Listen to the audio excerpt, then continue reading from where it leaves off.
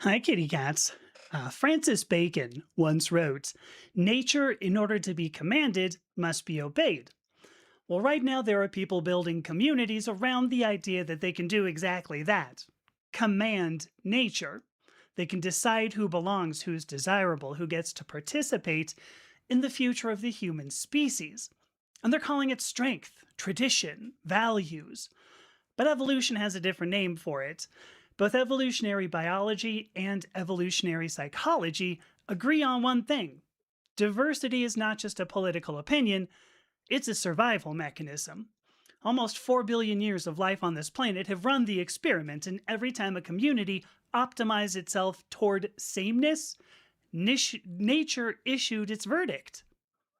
So today's question, isn't whether diversity is good or bad, it's really whether you ever had a choice in the first place. So let me say hello to a few people. So I already see, so Sean is here. We know Sean is Alexander on the Discord server. Hello, Sean, and thank you for the gift.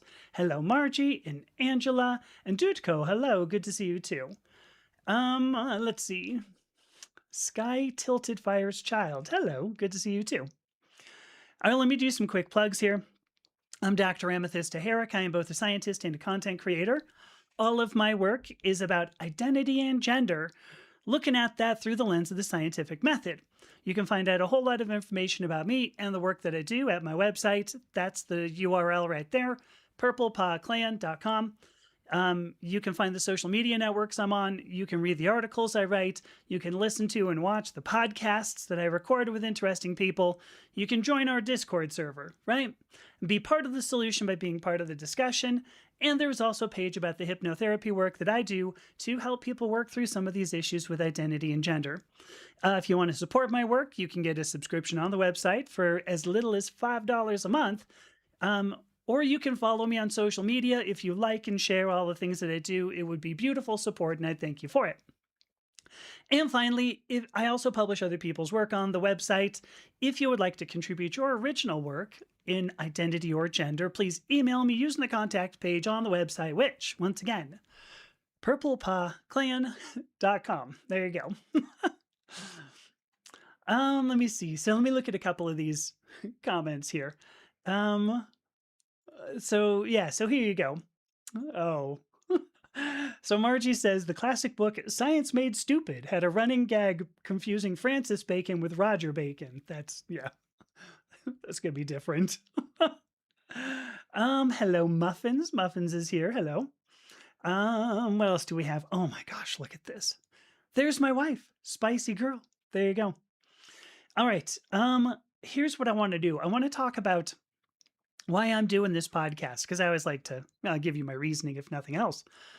I've been thinking about diversity in all the places, right? In many places here.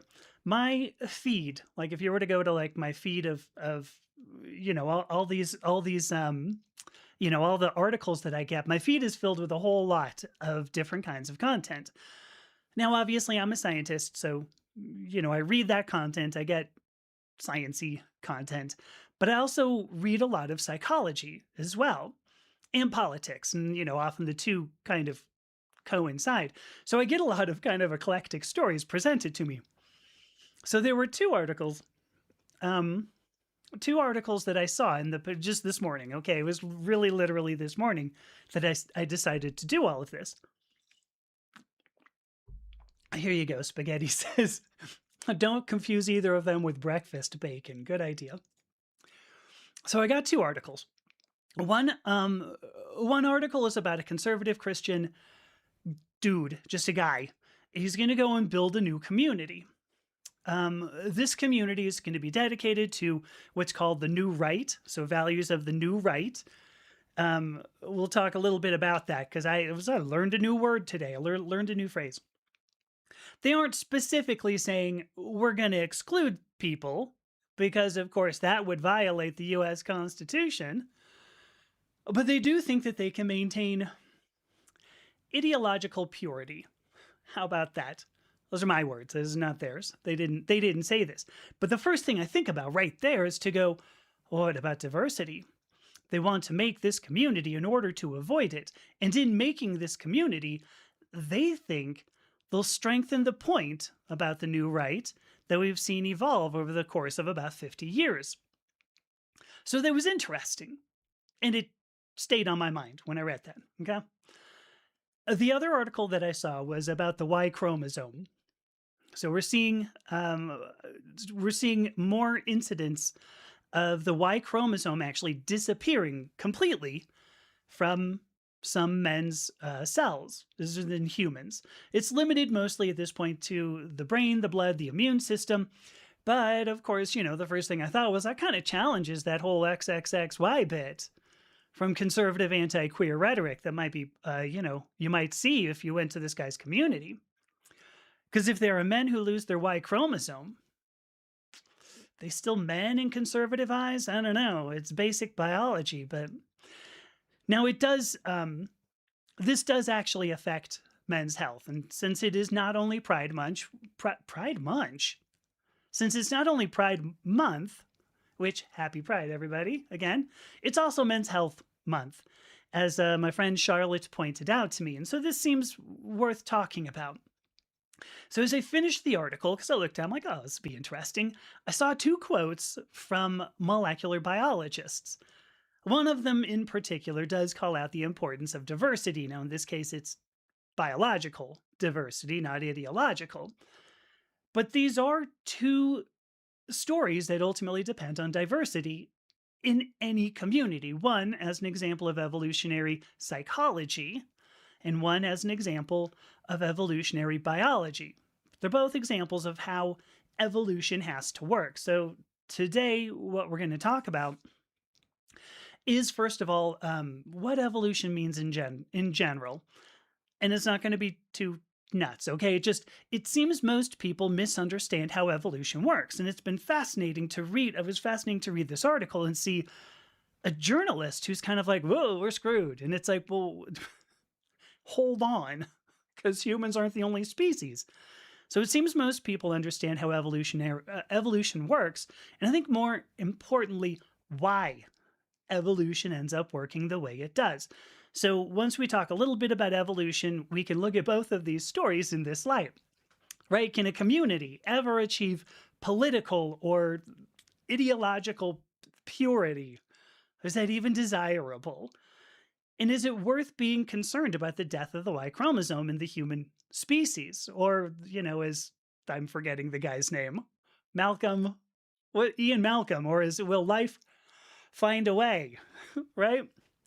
So let's start first with a quick discussion of evolution. I promise it's not a huge history lesson, nor is it a huge science lesson, but it will give you an understanding that all of us can use. So when you look at the world around you. Okay, let me check some of these comments. Suddenly I turned into Joan, I can't think of her name, froze on laughing. It was, ooh, let me check my comments. What the hell was her name? Joan something. Anyway, what do we got? Strip bacon. We're talking a lot about bacon. I didn't see that coming. I have a Y indeed chromosome. That's a good idea. Utterly Holy, thank you so much, first of all, for joining. Thank you for sending a gift. That was very nice. So here, oops, sorry. Anita says there's also a 20th century artist, Francis Bacon, and a 20th century physicist, Roger Bacon. There's really way too many Bacons. And somebody's going to, at some point, say something about saving their bacon, but it's not going to happen. Oh, the new word of the day, right? Pride munch. Like you do. Hi, Nancy Johnson. All right. I'm gonna pop this up, and I'm gonna pin this because we're gonna come back to it. Because Muffins asks, I wish I could really always figure out what that was. Anyway, a psychology and politics question here. What makes people think diversity is so bad? A lot of people seem to think this way, and they are a bit unsure if it's just natural to think that or not. I'm going to say no. And once we get to the end of this, oh, hi, Jenny K, who is a therapist. Once we get to the end of this, I have a whole point about it. So hold on to that thought. Let me see. So let's Nobody told me. Oh, yeah, let's see who's next. Kevin Bacon, right? See, the 6 degrees have now suddenly gotten back to Kevin Bacon. So, okay. Wow, nobody told me about Judy Joan. What's her name? All right, here we go. Let's talk about diversity. Oh, I got my hair caught in my glasses. Diversity, this is diversity all over the place, right? But let's talk about the theory of evolution. I actually hadn't changed the page on my notes, and I'm looking at a title, and I went, didn't I just talk? Oh, I did do these notes. Whoops. All right, the theory of evolution. I promise I don't want to turn this too technical. I think most of us are probably aware. Charles Darwin was the first to pose a theory of evolution, and in a coherent fashion. Not the first time ever. The idea had percolated down to Darwin, but he put it together in a coherent fashion. You have probably heard Darwin's theory called the survival of the fittest.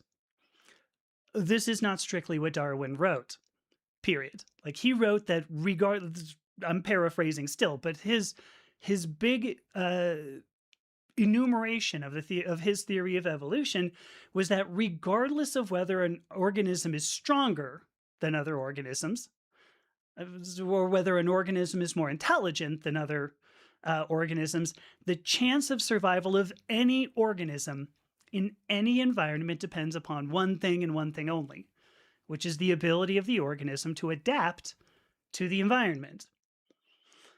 Now, of course, we can't see this on a daily basis, unless you're like a molecular biology and you're working in a biology lab with species that only last on the order of days. But you don't see this typically in biology. Because an environment, as far as we know, it is pretty stable. Other than, looking at big natural disasters, those are about the only major disruptions that humans observe on the time frame of our own lifetime, right? But if you look at this over the course, I'm going to pin this too. But if you look at this over the course of like much longer time scale, okay, so much longer time scales, we can observe this. Because here's a great example. It so happens that Homo neanderthalensis, okay, so what we think of as Neanderthal, the whole genus and species name is Homo neanderthalensis. Homo neanderthalensis was very clearly bigger and stronger, like much bigger bones, the ability to have stronger muscles. Most of them were taller and wider, so definitely sturdier organisms.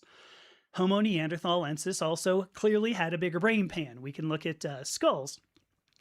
And at least, as humans, we tend to assume a bigger brain pan leads to a bigger brain volume, and that means more intelligence. Of course, there are examples in biology that don't entirely support that. But so we believe that Neanderthalensis was likely more capable of more intelligence than Homo sapiens. And yet, Homo sapiens survived. Because when it came down to it, Homo neanderthalensis, the size was a detriment. About the time that Homo sapiens started to overtake Neanderthalensis, the Earth was reaching a temperate period. And as a result, animals adapted to become faster. And that's what happens in warmer climates. You just happen to see that. So Neanderthalensis, being bigger, could not actually hunt as well as they did in colder climates with slower animals. They couldn't hunt them, which meant they couldn't eat. So they died out. So in short, you look at that and you go, they didn't adapt to a changing environment. How are you going to be able to do that? Well, that's a good question. But there's a really important lesson. The bigger important lesson to take from this is that if it's possible to measure how an environment changed, okay, so if we can measure an environment changing, we can take guesses at what adaptations needed to be made in order to survive. Okay, this is not the same as how we understand survival of the fittest. I mean, and there's a couple of this. So Darrell Charwin, so I'm going to have to read this. Darrell Charwin wrote The Incoherent theory of evolution because dyslexia can be a burden. There you go.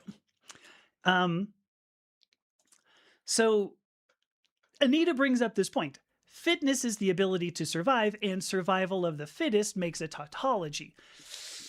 Fitness, I wouldn't say, is necessarily the ability to survive, because I think you could make the point that stronger, bigger, more intelligent means better fit. So, anyway, ability to survive, I think it depends on what we're talking about here. Hey, Thistle. So anyway, we take this. We say, oh, this is survival of the fittest, but that's not what survival of the fittest means. The manosphere, if nothing else, has completely mangled this understanding. And this comes from one of Charles Darwin's very important mistakes. Now, it so happens I've talked about this a little bit. Darwin was very careful not to include humans in his theory of evolution, right? Because he was beholden, at least in part, to the church. And the church was like, woo, what do you mean that we weren't just created like this? Because that's what it implies. So Darwin made this mistake. He said, well, hold on, here's the point.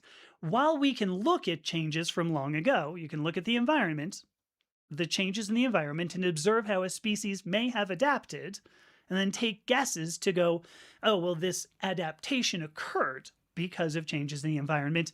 We cannot go the opposite direction.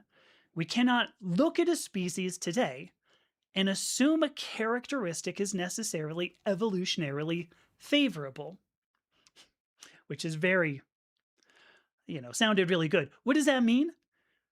Really, what we had here was that Darwin justified men's poor behavior in the late 19th century with evolution. He justified this by saying, justified poor behavior, men's poor behavior in the late 19th century by saying, if we observe it today, it must have contributed to the survival of the species. So the justification goes like this. Basically, misogyny is okay because that's what made our species survive. Pretty big error. Really huge error. We have abundant evidence that is absolutely untrue, but it did set a precedent for justifying characteristics and behavior that we see today as something scientific. And oftentimes that's not true. So let me move on to another point here. The point is that, okay, so look, so Spaghetti says survive until you made offspring. After that, your demise is unimportant. What a phenomenal point. The thing is that in 1957, all right, so this actually, it's what? That's like 80 years after Charles Darwin. 1957, George Williams, a guy named George Williams, wrote a paper that turned our idea of evolution just right on its ear. We had observed something. We observed telomeres shortening, that we actually have genetic clocks in us to shorten telomeres, and that means that cells don't reproduce as efficiently as they could. In other words, we have genetic coding that causes us to age. And George Williams said, who cares? Because the species survives by being able to reproduce. A species doesn't survive because of fitness, whether that's strength or whether that's intelligence, if whatever, because it's not. It's not strength, it's not intelligence, and it's not even necessarily adaptation. It is only, can it reproduce in the face of everything else? So now, of course, you could make the argument, well, strength and intelligence, the ability to adapt, these are probably going to affect whether or not an organism can reproduce, but they are not the determining factor. And knowing that explained why we saw this telomere change, why we have genetic clocks in our genome that purposely degrade us as we age. We couldn't explain this, why that would be passed down, because we go, that seems like a stupid thing. That's not very fit. We have genetic code that tears us down? What the hell? So the explanation is that evolution only makes a difference, only matters if you're going to reproduce. And when you're whatever age old and your telomeres are starting to get shorter, who cares? Because you've probably already reproduced. Um, so what's the lesson to be taken from all of this? Because I'm almost finished with evolution here. Evolution is not about forcing an environment to work with a species. See, now we've actually, we talked about Francis Bacon, to be commanded must be obeyed. It's not about commanding nature. It's not about forcing an environment to work with the species. That's how we tend to see adaptation as humans. We tend to go, oh, well, this is a crummy environment to build a house, then I'll put a bigger air conditioner in it, something like that. That's how we're seeing adaptation today. Evolution is not about strength or intelligence. It's not about what is the fittest organism, whatever that might mean. Maybe you're going to define that as the ability to survive. Although, I mean, if you look at human fitness, they don't use that at all. They use strength and flexibility, and sometimes they bring in the immune system. Is strength necessary to survive? Not really, because evolution is about, at least in part, just being in the right place at the right time. Because if you think about reproduction, sexual coercion, this is what this is called. Sexual coercion is what happens when organisms in a species compete with each other, like use violence ultimately in order to be able to reproduce. It's actually pretty rare because, as it turns out, violence is not the best way to reproduce. The best way to reproduce is to make yourself more attractive, more attractive to the opposite sex. And yes, that does take some biology, but it also takes psychology. And maybe you go, psychology? Really, when you're talking about fish? No matter what species we're talking about, it's fish psychology. Sure, you want to say it doesn't exist? We've watched it occur, so, run with this. But now we can take a look at an example. And it was now that since we've looked at an example now that we've talked about evolution, we can look at a practical example. This is the disappearance of the Y chromosome in humans, and whether we even can really truly affect that. So let me see. Thistle asks, did Neanderthalians not have chins? I'm going to tell you, I guess I mean, you look at skulls, look like they do. But she goes on to ask, did they not have complex spoken language like us? I don't know how much complex. Homo sapiens appeared on the order of 300,000 to 500,000 years ago. And I don't know that we had a lot of spoken language at that time. Anita might be the better one to answer that for what it's worth. But it's a good question. Let me see. This is, I don't know what Spaghetti said. Oh, sorry. It was about the offspring. So Margie goes on to say, hominins have very early births and long childhoods. Elders are very useful to our survival by caring for those children. Yes, and this bit about elders, I think, actually plays more into evolutionary psychology. In the early part of a hominin's life, let's just say, really only just say an organism, although mammals and hominins are great examples. The early part of life there, we're really highly dependent on things, and then getting into parents and everything. And that's the point where evolutionary psychology really pounds us. This is when we learn things about ourselves that may or may not even be true, but because this is how people have treated us. So they're useful to our survival, but that's a bit of evolutionary psychology. This is where we end up taking on habits from other people, and then you hit reproducing age, right? Sexual maturity, and all of a sudden, it's important to that's where your actual ability to reproduce comes in. So, what else do we have here?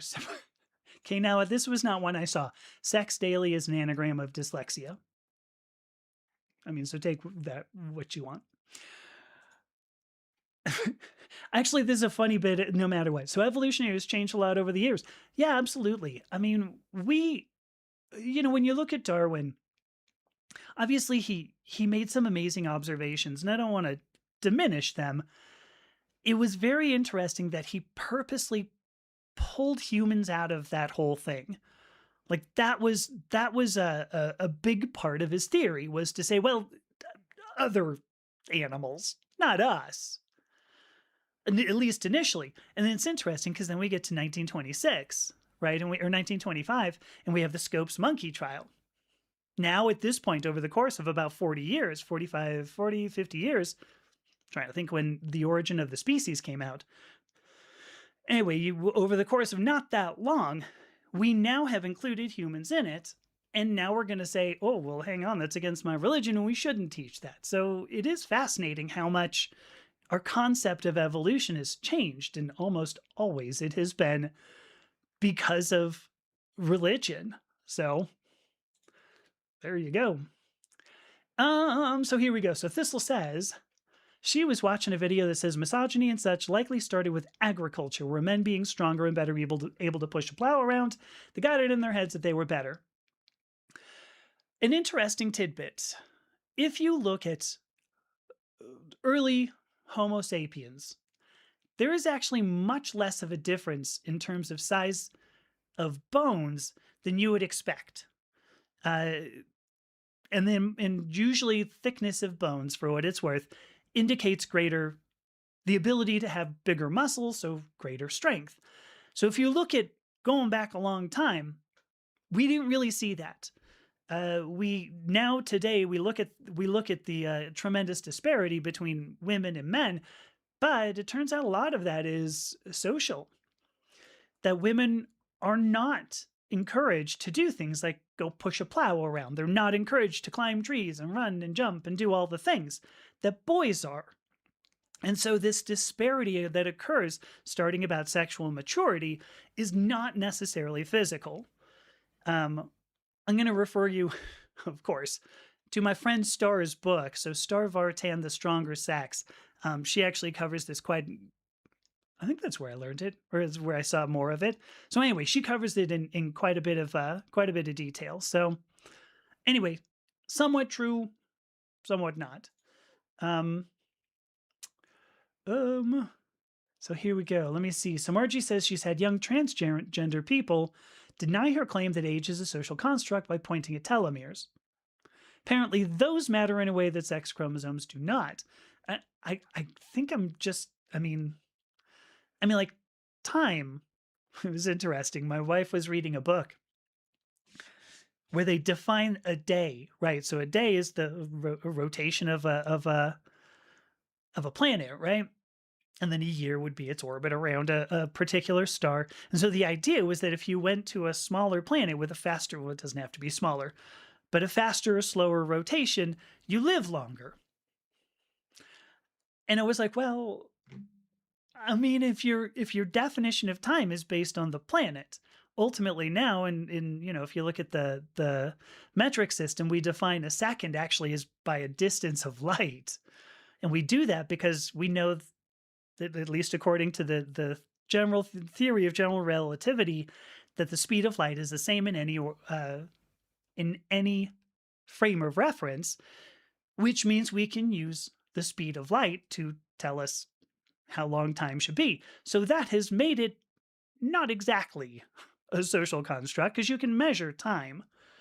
But certainly, if you're going to say, well, I'm 4 years old, what year? If the year is just the Earth going around the sun, okay. But if you're going to go, it's any planet, like, weird. So anyway, thank you. I was way off there. I really should get going here, shouldn't I? Let me see. Let me see if I find anything else. Translated offspring. So Dudico says once their father translated offspring as spring easy to say. English wasn't a strong point. I mean, I'll go with you on that, I think. But all right, so here we go. Thistle says right here. Neanderthals did not have like chins. How this matters for speech. Well, the bone mass that makes our chin is inside the jaws, taking up space in the mouth. Okay. That being said, like, we could have just used written stuff for what it's worth. And interestingly, I actually did some live stream about how the muscles that are in the mouth right now, we are actually making ours smaller, which makes it difficult for us to breathe and various other things. So there you go. It's nice to have that whole thing come full circle. Let us talk about the human Y chromosomes because I expected to be further along. I got to quit reading all of your comments. We've talked about in a previous stream, we've talked about human how human reproductive systems develop.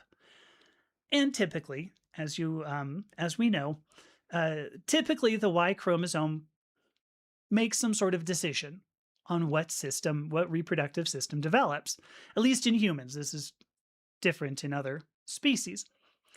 So this discovery led to the idea originally that XY, if you're going to do a karyotype of a human, XY unequivocally means a male reproductive system. And that's false, obviously. This is untrue. This is something we learned about 40 years ago with the discovery of the SRY gene, which isn't always located on the Y chromosome, doesn't always work, yada yada. And so, I have a whole live stream about that. So I saw this, and obviously, this point, by the way, is completely ignored but in conservative rhetoric. They see XXXY, done. And of course, they're wrong. So I saw this article about the Y chromosome disappearing in humans. Now, this was linked with declining health in men, specifically elderly men. What they talked about in this article were men around 70 or older. Now, based on what we just learned, a disappearing Y chromosome in 70-year-old men is probably unlikely to affect whether or not that guy reproduced from like 16 to 35. So we don't really have to worry too much about evolution in this general area. The health issues, however, it is worth worrying about these. And I did say it's Men's Health Month as well as Pride Month. So if you're a man experiencing some of these issues, I certainly urge you to seek help. Unfortunately, at the moment, we don't have a lot of understanding about the connection between the disappearance of a Y chromosome and these health issues. There are a lot of theories out there.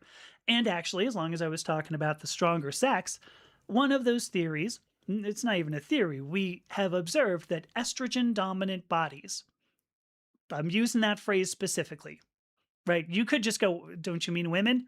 No. Estrogen dominant bodies, because there are some men who have very low testosterone.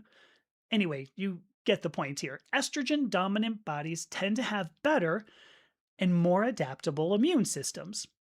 In part, this is why we believe we see a difference of about 2 to 3 years in mortality rates between men and women. This could certainly, when we talk about these health issues of 70 to 90-year-old men, this could certainly be long-term effect of a less efficient human immune system. And once again, I guess I'm not sure if there's much we can do there. So anyway, the article then goes on to bemoan this disappearance of the Y chromosome. They quote one molecular biologist who's pretty much like, yeah, we're screwed. If we lose this, we're screwed. Interestingly, both of these molecular biologists were named Jennifer. It's an interesting little tidbit there. One Jennifer says, yeah, we're screwed. If we lose this Y chromosome, how are we going to survive? But then they quote a molecular biologist who brings up some really good points. We have seen the Y chromosome evolve out of genomes before. If you know how meiosis works, the Y chromosome actually ends up being very resistant to evolutionary change. And so as a result, it evolves very slowly. And that means that naturally, all the important stuff has kind of been taken off of the Y chromosome because it can't really get the diversity that it needs. So we have seen some species, and in particular, the second Jennifer brings up the spiny rat and the mole vole. I just like saying that. I'm going to say it again. Mole vole. Yes. Both of these species have either They've lost their Y chromosome. We can see it. They don't have a Y chromosome, and both of these species either replace the SRY gene entirely with something else for sex determination, or they just moved it, which is a thing. Genes will translocate all the time. We've watched the SRY gene translocate not on the Y chromosome, but even on like allosomes, not the sex chromosomes at all. But how does this happen? It happens because reproduction happens. And given enough pressure, a species may survive, assuming there is enough genetic diversity. Because there is no other way for evolution to work. More genetic diversity, on the whole, leads to a greater chance of a species adapting even to its own genetic changes. The big point here is that this fight's out of our hands. Like, we can go, oh, what are we going to do if we lose the Y chromosome? The fight's out of our hands. We're not going to be able to force nature to do what we choose. This decision is not ours to make. And that's just the way evolution works. But what about choices that are ours to make? What about how we as humans interact with each other? What would happen if we isolate ourselves? Does isolation improve the chances of humans, specifically their ideas, surviving? Now we can look at this other article, but I'm going to jump on a couple of these. There's a whole lot of really dense comments here. I mean, see, Spaghetti makes a good point here. Neanderthalensis and Homo sapiens were capable of mating. So obviously we communicated well enough to make offspring. Okay, so Anita says Darwin was careful not to talk about humans at first, but later, after careful consideration, added a separate book. Okay. Yeah, was really super careful in conversations that he had, in lectures that he gave, not to include humans. And so, you know, a later book or later book, sure.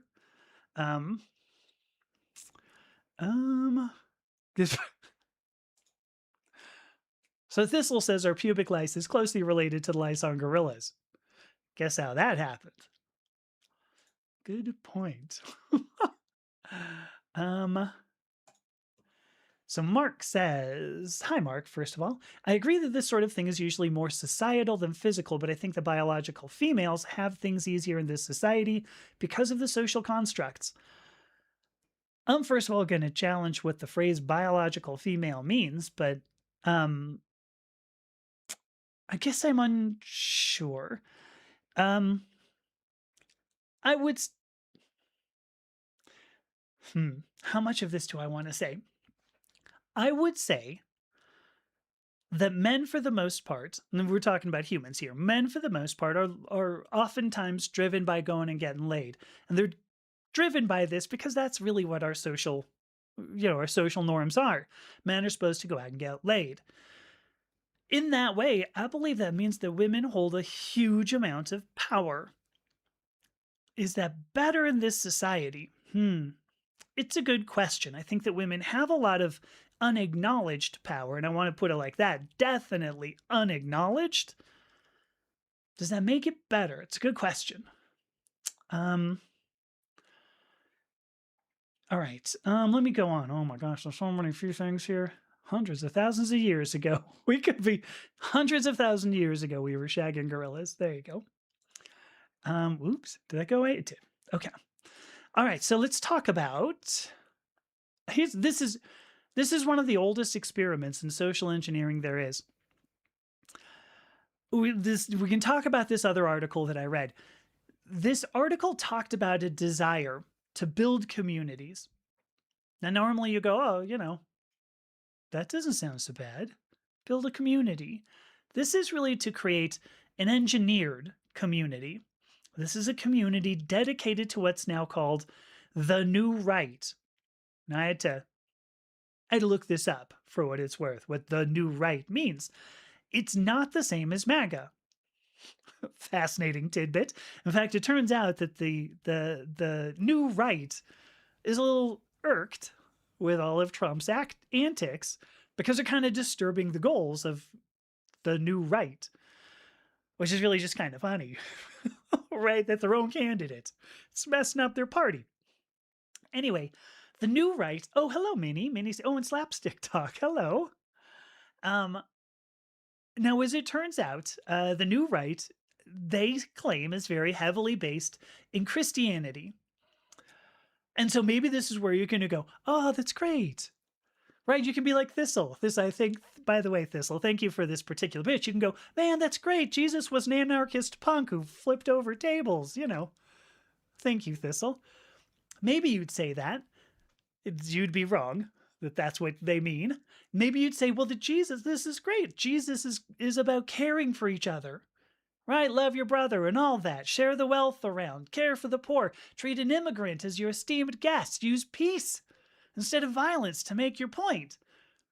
And you'd be way fucking wrong. No.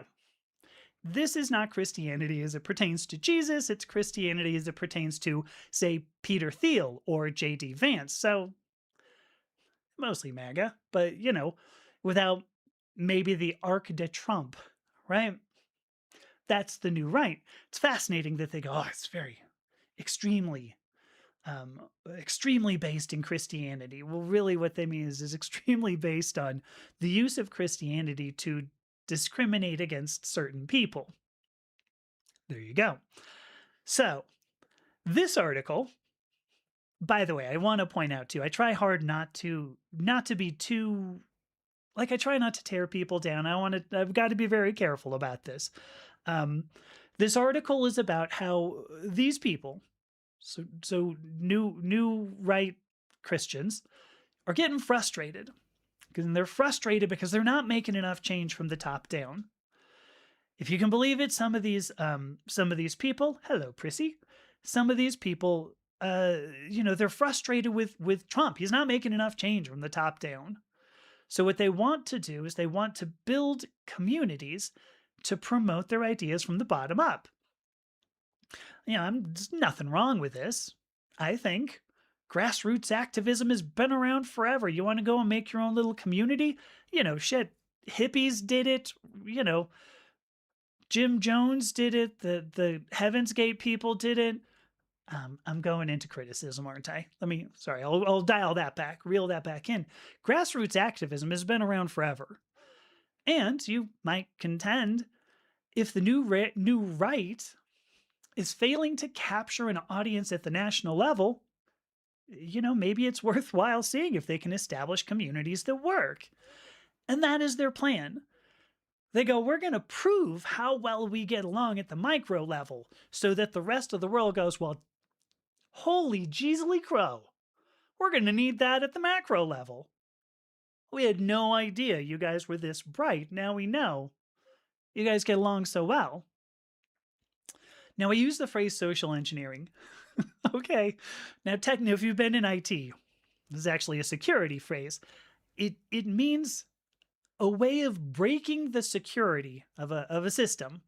Maybe it doesn't have to be software, but it's a way of breaking the security of a system by using the human factor so that a human actually gives up the keys. So you're not really breaking anything. You're just using, instead of targeting the software itself, you're targeting the people who are actually unskilled enough to perceive that this is an attack. And that's really the point. That's why I use the phrase social engineering. That's the point of this community. They don't want people who are going to challenge the new right. They don't want people who are going to say, wow, I could really use this community where we all supported each other. They want people who aren't going to make waves and who will silence anyone who does. They want, again, my wording, intellectual and ideological purity. And there is a phrase for that. It's imminent failure, because we've seen this before many, many, many, many, many times. Since we're talking about communities, I'm going to talk a little bit about history. Arnold Toynbee is a historian. was, he's gone now. His biggest contribution to history, the scholarship around history, is having cataloged. This is what Arnold Toynbee did. Having cataloged when civilizations ended. It seems a bit depressing, but he has a 12-volume set, and this is not even all of his work. There's a 12 or 13 volume set of all of human history that follows a very simple premise.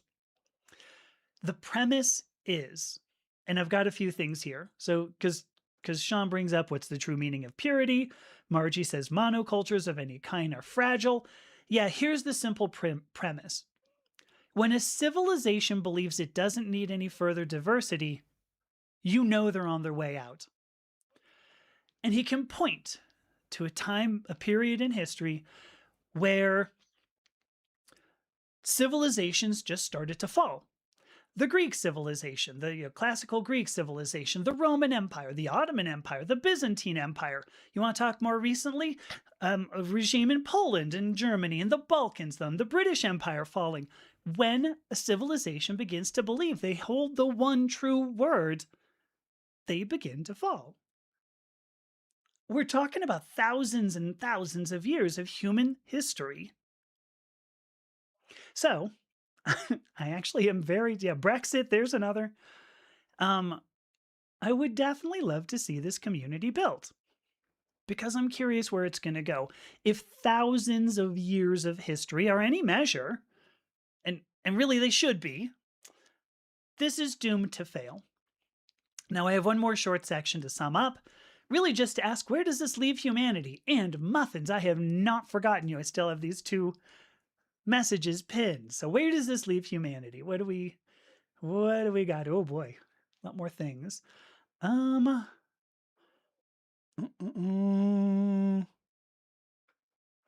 So wait, I'm unsure I understand what you mean here. Important stuff. So Thistle says, she'd say if it's unimportant. Oh, and what that is unimportant because it was that important it wouldn't have passed on. And if we think about this in terms of genetics, right, you would think in some cases, this is why I'm trying to say that we don't have a lot of, we want to believe that things that are important to us are important to nature. Untrue. Right? If you look at specifically evolutionary biology, you can say, oh no, there were characteristics that humans had before before some time, and go, okay, there's things that we had before that we don't now, and as a result our health is declining. And you could point to food, you could point to a lot of things.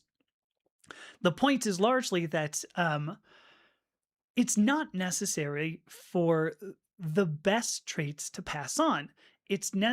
What happens is that the traits of the one who can reproduce the most, and that could just be the people who don't go far from the tree, right? I mean, that was somewhat of an interesting turn of phrase there, but if you have somebody who says, I'm gonna, the strongest, you have Hercules who goes, I'm gonna go out and I'm gonna fight a dragon, or whatever, the things that the Hydra, right?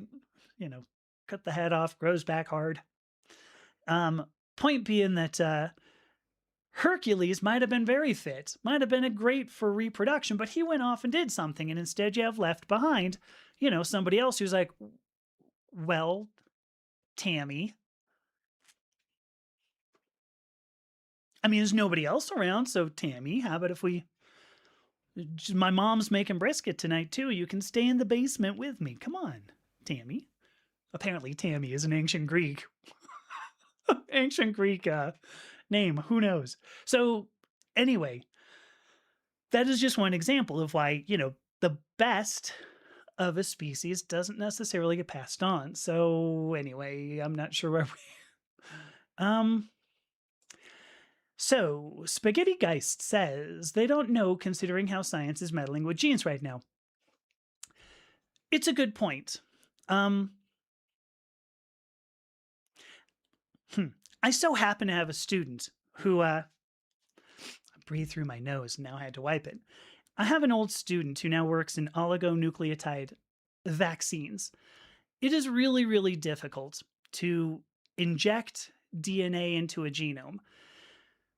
Also, we would need to inject that DNA prior to reproduction, right? If you're going to try to get someone to carry on a particular characteristic, you're going to have to do it probably pretty quickly, pretty soon, because you don't want the body to grow up and have a whole bunch of cells that have one genome and then try to change that. You'd want to do it at a pretty early age. And if nothing else, we are looking at a bioethics challenge here. When do you start begin meddling with genes? Because we don't really know how that's going to turn out. If you think that the people who go, oh, you can't get puberty blockers because we're screwing with the natural way of things. Imagine if you went to them and you said, what we'd like to do is start injecting your newborn baby with stuff to schmutz with the genes. What do you think? I think these people, actually, who knows? Because these people aren't actually disagreeing on a scientific basis, but there's an ethical question there, and I'm unsure that we'd ever see this actually happen. So, um, Mark says it might be possible for nature to be forced to choose how we want it to choose. Historically, no. Um, I don't know. I mean, it's a good point. I'm not going to rule it out. I have significant concerns around it. How about that? Um, and yes, Margie agreed. If the Y chromosome disappears, its role will be supplanted by X chromosomes with the SRY gene translocated. There's another thought here, though, actually, because we've seen species, geckos in particular, in the U.S. in the Southwest, not quite California, but the Arizona area. I think it was Arizona, maybe Nevada, maybe going a little further east. But we've seen species of geckos that are all female because they actually lay fertilized eggs. They create fertilized eggs. They have a gamete that has a full, like, set of genes in it. Typically, that's not what happens, right? These are organisms that typically would sexually reproduce, but we see whole lines of this species, of these geckos, that are all female. And I guess that's a question. If we have humans who can make fully fertilized eggs, why do you need the Y chromosome? Why do you need men at all? Why do you need sexual reproduction if we don't need it? And it so happens that we do have evidence of some of that happening. So anyway, there you go. New right is the latest euphemism for wrong. See, this is what I was trying not to say, but oh my gosh. Okay, let me see. What else do we have? This is looking from the outside. Oh, there's a lot of things here. Looking from the outside, I imagine the American Jesus carries a gun and has explosions in the background. Wouldn't you think that? He's like walking, it's like, love your brother. Fuck yeah, right? There you go. I think that's it. Well, okay. I mean, Thistle makes a great point. Did I ever see the movie Idiocracy? Who's making the most babies? It's not the smartest ones. Yeah, unfortunately, but there you go. See, Minnie says Hercules went into high-risk trouble a lot. Yeah, I mean, Hercules, dial it in, right? What's going on? I mean, so Margie makes a point. It's not just those who reproduce the most, it's those whose offspring survive to reproduction age. True. Very true. This is how long-lived elders have a positive effect, though they are past breeding age. And I agree. When you get to the point where, I mean, because, people have said, why do humans live way the hell past the age of reproduction? Because we're talking 20 years, usually 15 to 35, or, that's mostly what we're looking at. But we do know that humans have been capable of living up to 80. We have one of the shortest ratio of lifespan to, wait, how's this go? Yeah, I think it's reproductive years to lifespan. I think it's it. So one of the lowest ratios of those two. And it's weird. Why is that? But we have come to believe that's exactly it, that elders are important for passing on, in this case, obviously not their genes, but because they're not reproducing anymore, but they are passing on wisdom. And that's a super, super important point with humans for what it's worth. So, okay, let me do. I'm really I'm going on much longer than I thought. So, diversity, I'm just going to say diversity is the way. This is my summary. I started this live stream with a quote from Francis Bacon, right? Nature to be commanded must be obeyed. In order to be commanded must be obeyed. I don't know exactly how Bacon expected that to work practically. Hard to go back and ask him now. We can look at his books. But as a scientist, I know that I can observe nature. I can observe how civilizations have grown, how they have thrived, how they have fallen. I can observe individual human behavior. I can observe all of the species in nature and see how they change, see how they reproduce. I can even look back at fossil records and see how some of that played out.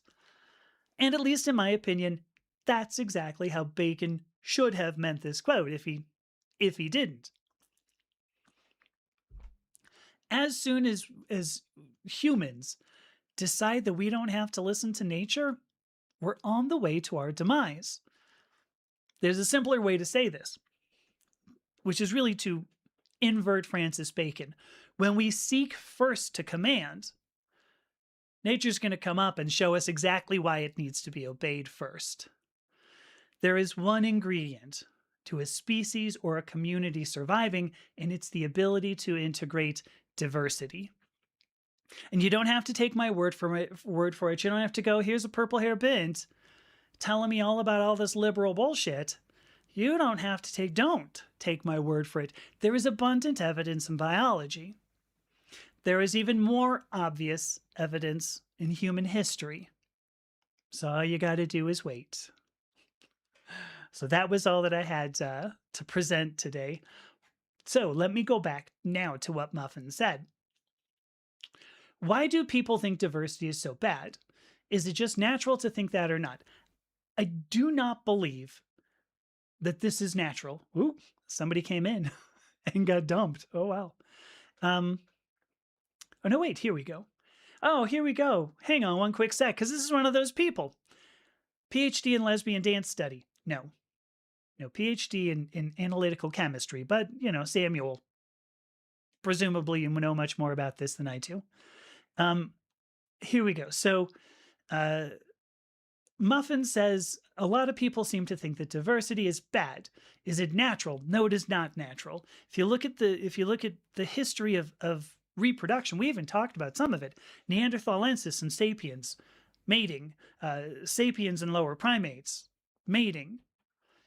This is not natural. It's not natural for humans to think that we're divorced from nature, that we're a different part of nature. And I mean, like I said, Darwin did say some of this, but because of the way conservative Christianity works today, you have to believe that. We cannot possibly be part of nature.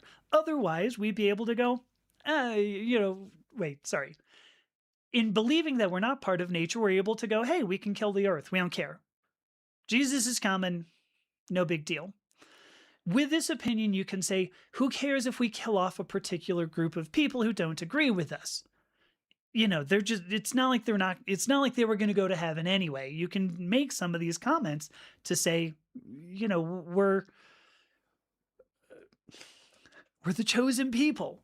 It is not natural. So this is my point. And I don't want to dump just on Christianity because it's not. I should really say Abrahamic religions, or maybe even religions that demand historical accuracy, that you believe their scripture is historically accurate. It is not natural. We are now being taught this because you get somebody, I don't know if he's still here, but let me pull this back up. A PhD in lesbian dance study, this is so dumb and ignorant. It's easy to fool people, it's astounding. What evidence did this person have of it? Did he watch the last hour of what I spoke about? Possibly not. But this person saw someone different. This person saw somebody with purple hair. Maybe he thought I was a lesbian, maybe he doesn't recognize I'm transgender. Maybe he looked at me and just said, there's a lot of things that I think are wrong going on here. Not that being transgender means I can't be a lesbian. I don't know. It was a few sentences that weren't necessarily tied together. So it is not natural, but this guy's been trained to go, listen, if somebody is different from you, you need to fear it. And so now, here we go. Muffin's other comment. See, I saved it. Aren't you glad I did this? Muffin says, is it true that people who often are most xenophobic tend to come from regions that are the least diverse? As somebody who lives in a diverse place would realize it's not that bad. I'm going to tell you, I think this is an ideology. I don't think this has to do with where you were raised. I was certainly raised in a pretty, I was born in Southern California, right? In Los Angeles. But I was raised in Northern LA County, and it was, a bit monochromatic relative to other places. But there was a ton of influence from Mexican culture, But I bet you I could have counted the number of Black people in my high school on two hands. Anyway, I'm actually thinking about three right now, so I don't know, maybe only one hand. So, but I don't believe this. I think this is an ideological choice to say that because I believe so strongly in what I do, it must mean that I'm right. It doesn't help that there are some people with a book that says, this book says it's the one true word. And how do we know it's the one true word? Well, the book says it. You wouldn't write a book that says this is the one true word if it weren't true. Once again, it sounds like I'm picking on Christianity, and I'm not. Because I think that there are people who just choose to ignore something. Because we could look at Richard Dawkins, who does the same thing, who's like, oh, transgender people are completely wrong. This is not the way nature's supposed to work. And we can see this across so much of nature. Is this guy not focusing on the right things or what? But so it's a great question. You brought up xenophobia, and I think that's the point. I think xenophobia is something that's taught. I don't think this is something necessarily that the people just go, oh, it's wrong. Because when you look at how children act, children don't see gender, children don't see religion, children don't generally see skin color. Children just play, and they go, hey, we're going to have a good time playing. I don't care who you are. You want to be my friend? Yeah. I saw a video recently. It's the fastest friendship of all times. There's this little girl, and she goes, hey there, you want to be my friend? And this girl on a bike goes past. It's like this. It was, you want to be my friend? Yeah. That was a whole video. A quickest friendship of all times.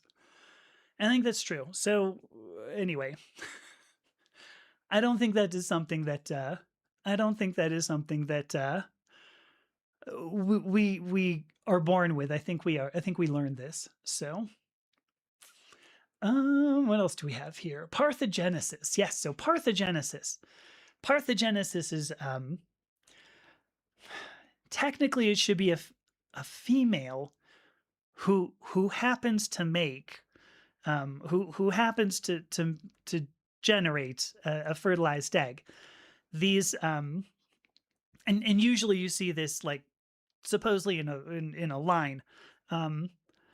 They don't consider this gecko, this species of gecko, strictly speaking, as parthenogenesis.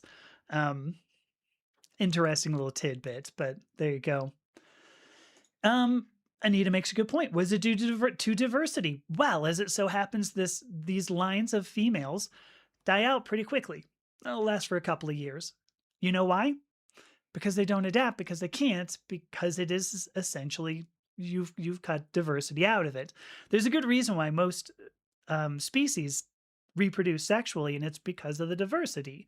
You have the ability to at least to make unfavorable genotypes less probable. So it's a good point. Yeah, they don't last long. So, oops, did that go? Where'd it go? There it goes.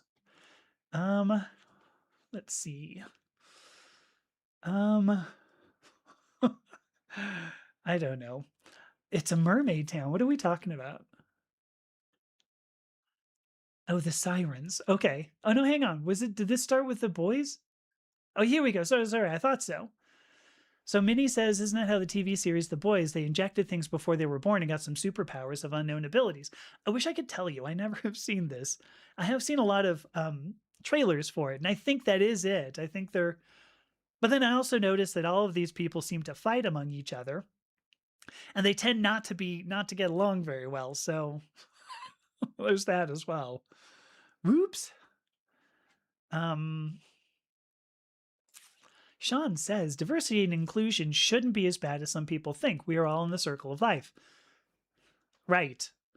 If you want the human species to survive, and presumably some of these people do, um, I'm not going to say that that's that's a foregone conclusion. I think Margie and I were talking on the Discord server about how there are some people who are just like, now what we're waiting for is for the second coming. We're waiting for the apocalypse. Get us off the planet. Just, if we can speed this along, can we see if we can build the Antichrist? I don't know. I think it just became a trillionaire, actually. Do we need to do more? Oh, gosh. Now I insulted somebody again. Cut it out. Cut it out. I'm reeling it back. Anyway, it shouldn't be as bad as some people think because, yeah, we are all here. It is fascinating to watch people go, no, we're not all here. Whatever. Thank you, Spaghetti. It's a nice hair color. I'm actually thinking about changing colors. I don't know why. I was thinking about going more of a bluish, like a dark blue or something. I'm not really sure. I haven't had a lot of thoughts about it other than that. Um Yes, right. Sean says we're all different. Not everyone in the world is the same, so we need to stand as a community. The idea that, each of us should be able to stand on our own without any community, I think is pretty new. I don't, I mean, I guess I don't know every bit about philosophy, but I think that's a pretty new concept. The idea that I'm just going to buy some land in Montana and, do everything that I can on my own. I don't think that's true. So, um, all right, it's already a little past 3. Oh gosh, it's almost 10 past 3. I didn't think that. So I'm going to take a 5-minute break. Excuse me. I'm going to go, so take a 5-minute break. My goodness. All right. And when I come back, we can play some whatever, some post-apocalyptic game. There you go. After we've just talked about how, people hastening the apocalypse. Wait until you see this game. Wait until you see the climax of this game. You'll be like, whew, that was depressing. Yeah. I mean, it's a great climax, but all right. Anyway, so I'm going to take a 5-minute break and I will be back shortly.